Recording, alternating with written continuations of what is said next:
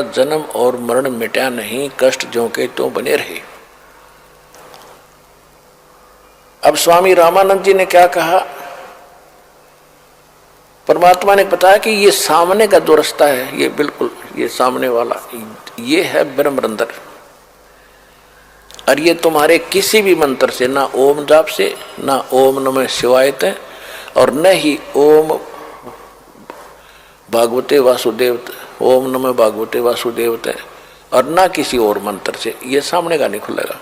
मेरे पास वो सतनाम है जिसके जाप से सामने का दरवाजा खुलेगा, अन्यथा ये गेट कभी नहीं खुलता तुम्हारा, ये बंद पड़ा है तुम्हारा। और कोई कोशिश करके देख, रामानंद जी जो मंत्र जाने था, जो भी गायत्री मंत्र से ने घोट रखा था, ये दुर्वेद अध्याय नंबर 36 का मंत्र 3, उसका ओम मंत्र ला को भी जाप कर लिया, ना खुला, बैठ गया चुप हो गया, क्योंकि स्वप्न सा हो रहा था, जैसे स्वप्न में देखते हैं ऐसे चल रहा था, बैठा समाधिस्थ था, परमात्मा सामने बैठे और उसको परमात्मा आगे भी बैठे त्रिकुटी पर, त्रिवेणी के पर। तो वहाँ कहते हैं कि मैं दिखाऊं अब खोल के, मैं जाप करता हूँ अपने मंत्र का, जो गुप्त मंत्र मेरे पास है शक्तिशाली, जो मोक्ष मंत्र है, 2 अक्षर का है सतनाम, 2 अक्षर का, जिसमें एक ओम मंत्र है और एक तत्व गुप्त है। परमात्मा ने लीला की स्मरण किया सतनाम का, एकदम ऐसे वो पत्थर जैसे वज्र के कवाड़ थे, न्यों खुल गए, गेट खुल गया सामने, और परमात्मा ने कहा कि आ जा मेरे साथ साथ। जब रामानंद जी को ले गए, दिखाया कि ये बैठा वो निरंजन ज्योति निरंजन, जिसको तुम परमात्मा मानते हो, अलख निरंजन कहते हो, ये काल है, ये देखो ये बैठा उस गेट के सामने बैठता है। ये इतना जालिम है, जो 11वां द्वार है, 10वां द्वार गाटा जोड़ रखा था आज तक। 10वां तो काल के जाल में रहता है, और 11वां भी पार नहीं करता, 12वां द्वार पार करेगा, 12वें से पार होकर हम सतलोक जाएंगे। ये मधु परमहंस एक रांजड़ी में फौजी साहब है, और उसने कितब परमात्मा की वाणी पढ़ ली, 11वीं खिड़की है, वो 11वीं खिड़की में हल्दी की गांठ से पंसारी बन गया। वो कहे मेरे पास जो वस्तु है किसी के पास नहीं धरती पर। क्या क्या है उसके पास? मंत्र क्या देता? सतनाम और सतगुरु, यो तो उसका मंत्र है। और फिर कान में ना वो भी ना करता, सुनता नो कर दे है। वो साधक दीक्षा लेने वाला कहता महाराज जी को सुना नहीं, कहते ये सुनन का नहीं, ये कहने का भी नहीं, अंदर तेरा ताकत डाल दी, सार शब्द है, आदि शब्द है। और उसने पाएगी कि 10 पढ़ ली, परमात्मा की वाणी को समझना बालकों का खेल है। 11वीं खिड़की, 11वां द्वार, 11वां तो इस काल के लोक से पार करेंगे, 11वां जाएगा अक्षर पुरुष के लोक में प्रवेश कर जाएगा, 11वां फिर भी पार नहीं हुए। उसके बाद फिर 12वां द्वार है, जब 11वां द्वार है उस पर ये खुद बैठा है ये काल, और इतना विकराल रूप है, कति कड़ लाके बैठा है उसके। वैसे तो बंद वो है ही है, कमर ओरला रहे बेईमान के दे, कोई गलती से निकलना जाके तेगा मेरी आंख लाग जाता है। तो वहां जब कोई जाता है, पहले तो उसका इतना तेज है, इतनी ताकत, तो उसकी चारों तरफ उसने ऐसा छोड़ रखी है कि कोई जा नहीं सकता आम जीव। लेकिन परमात्मा ही जा सकते हैं, या उसकी भक्ति युक्त हंस उसकी कृपा से उसके पार हो सकता है। तो कबीर साहब साथ ले रहे रामानंद जी को कि वो बैठा देख कड़लाएं 11वें द्वार पर तेरा भगवान अलख निरंजन काल, जो गीता 11वें अध्याय के 32वें श्लोक में कहता मैं काल हूँ, सबको खाने के लिए प्रवृत्त हुआ हूँ, सबका नाश कर दूंगा। ये है वो जिसने तुम, कृष्ण नहीं था वो, कृष्ण के अंदर ये प्रवेश करके बोल रहा था। अब राम जब देखा उसकी शकल रामानंद जी तो घबरा गए, अरे तेरा गजब हो ये तो भाई, इसी मोटी मोटी आंख और विकराल चेहरा, लंबे दांत, ओछा माथा। परमात्मा बोले चिंता ना कर, मेरे पास वही मंत्र है जिसने कपाट खोले थे, ब्रह्मरंध्र खोला था। अब इसके कहते हैं जैसे फनपति मंत्र सुन रखे फन सकोरे, ऐसे मेरे सतनाम से यू काल लवे मुंह मोड़े। कबीर साहब कहते हैं जैसे फनपति यानी सर्प ने ऐसे सर्प फन उठा रखा हो डसने के लिए, और जैसे उसको मंत्र बोल देता है गारडू, एक मंत्र बोल देता है तो विवश हो जाता है, फन को नीचे करके भागने की सोचता सर्प।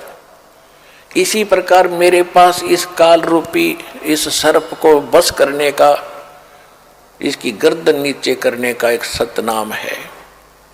जब कहते हैं जैसे फनपति मंत्र सुन रखे फन सकोड़े, ऐसे सतनाम, ऐसे मेरे सतनाम से ये काल लवे मुंह मोड़े। परमात्मा ने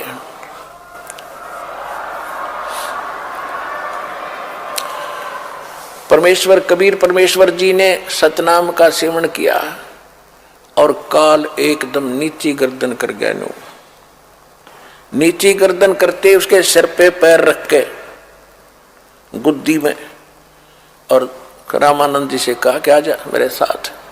जब पर वो अंदर वो गेट खुल गया, परमात्मा और आत्मा वो साथ साथ अंदर चले गए, गेट फिर बंद हो गया, काल फिर चौकस बैठ गया कि चलिए एक तो गया और तो नहीं जान दूंगा ये तो नो अकड़ रहा कती।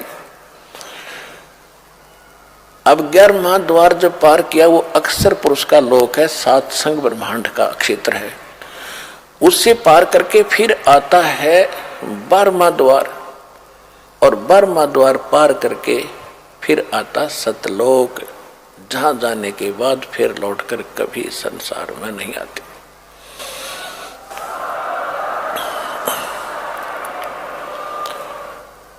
वहां परमात्मा ने सारी अपनी लीला दिखाई, सतलोक दिखाया है। पुण्यात्माओं जब उसकी सारा वर्णन कर दिया तो आपके मुंह में पानी आ जाए, ऐसी बढ़िया मेवा है, ऐसी बढ़िया व्यवस्था है, लेकिन अभी आपसे भक्ति भी तो करानी है, भक्ति करा के फिर ले चलेंगे। तो वहां जब पहुंचे, वहां पर सारा शोभा देखी, इतना सुंदर वातावरण, ना गर्मी है ना सर्दी है, सुंदर तेजों में शरीर है, तेजों में एकदम 16 सूर्य जितना प्रकाश रामानंद जी के शरीर का हो गया, तो वहां शरीर मिला उसको। और परमात्मा कबीर जी जिन उस छोटे बालक के रूप में उनके साथ जा रहे थे, वहां दूसरे रूप में देखा है गुम्मट के अंदर बहुत बड़े गुम्मट, यानी परमात्मा बैठे हैं उसमें, और सिंहासन पर विराजमान है, सुंदर सिंहासन, हीरे पन्ने जड़े हुए, सिर पर मुकुट है मालिक के, एक रोम में बाल में करोड़ सूर्य मिला दे, करोड़ चंद्रमा, इतनी रोशनी। तो छोटे बालक वहां शरीर लंबे लंबे हो जाते हैं, जाते ही अच्छे लंबे सुंदर लगते हैं वो लंबे शरीर। तो वहां एक चौर रखा था, जैसी सफेद सफेद बाल से वाला चौर यहाँ करते हैं बच्चे, वो चौर उठाया परमात्मा कबीर जी ने, और तेजों में शरीर के ऊपर चौर करने लगे सिर पे। रामानंद जी ने सोचा भगवान ये है, और कबीर जी इनके कोई नौकर नाकर यहाँ के कोई गण गए होंगे, ये कोई यहाँ के देव होंगे इस लोक के। इतने में तेजों में शरीर खड़ा हुआ, 5 वर्ष का बालक बैठ गया उस अनंत कोट ब्रह्मांड के कंट्रोलर के सिंहासन पर, और चंवर वो तेजों में शरीर खड़ा खड़ा, यानी दूसरे रूप अपना ही डबल रोल करते हुए चंवर करने लगे। रामानंद जी सोच रहे हैं ये क्या हुआ भाई, ये कबीर बैठ गया गद्दी पर, भगवान जिसको मालिक समझ रहा था मैं ये चौड़ कर। इतने में वो तेजों में जो बड़ा शरीर था 5 वर्ष के बालक में समा गया। अकेले कबीर साहब इतना तेजों में रूप हो गया उनका, और चौर अपने आप घूम रहा है सिर पे। जब देखा रामानंद जी ने को तेरा गजब हो तो भगवान स्वयं यही तो है मालिक। चरणों में गिर गए, वहीं पर परमात्मा बोले सुन रामानंद, ये है मैं हूं वो परमात्मा, और जो मुझे यहाँ देख लेगा वो मुझे भगवान मानेगा, और संसार तो मुझे धानक जुला ही जानता है। अब आप वापस जाइए। एकदम ऐसा किया था, एकदम वापस आया रामानंद की आत्मा, ऐसे फड़क के उठा। अब सामने परमात्मा बैठे। अगर ये स्वप्न न सोचता कबीर जी सामने ना होते तो न सोचो मैंने स्वप्न आ गया होगा बैठे बैठे ने। और जब सामने दिखा, ओए होए, वही बच्चा फिर सामने आ बैठे। चरणों में गिर गए। 104 वर्ष का विद्वान पुरुष, दुनिया महिमा करे उसकी, इस जैसा विद्वान नहीं, इस जैसा ज्ञानी नहीं, चरणों में पड़ गया 5 वर्ष के धानक के बालक के।